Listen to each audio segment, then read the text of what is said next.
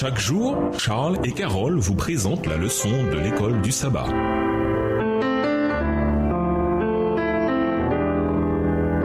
Bienvenue dans votre émission Dieu nous parle. Nous voilà à la leçon 10, les derniers jours. Étude de la semaine, Marc 12, versets 41 à 44, Marc 13, versets 1 à 32, Daniel 9, versets 24 à 27, Daniel 7, verset 25 et 1 Thessaloniciens 4, versets 13 à 18. Verset à mémoriser, alors on verra le Fils de l'homme venant sur les nuées avec beaucoup de puissance, avec gloire. Alors il enverra les anges et rassemblera des quatre vents de l'extrémité de la terre jusqu'à l'extrémité du ciel ceux qu'il a choisis. Marc 13, les versets 26 et 27. La leçon de cette semaine commence par un récit très court où Jésus, à la fin de Marc 12, fait une déclaration profonde sur le petit geste d'une veuve. Mais la majeure partie de la leçon cette semaine, cependant, traite de Marc 13, qui présente une prophétie frappante sur le sort du temple de Jérusalem et davantage encore. Ce chapitre, en plus de ses parallèles dans Matthieu 24 et Luc 21, parle de la chute de Jérusalem et au-delà de la fin du monde. Ce que Marc montre clairement, c'est que la prophétie part de l'époque du prophète Jésus jusqu'au temps de la fin. Ce modèle suit ce qu'on appelle l'interprétation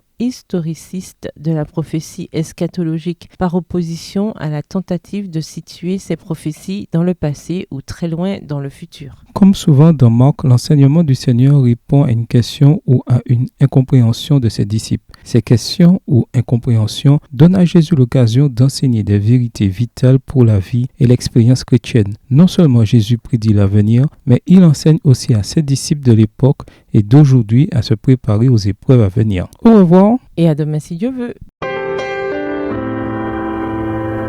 Dieu nous parle.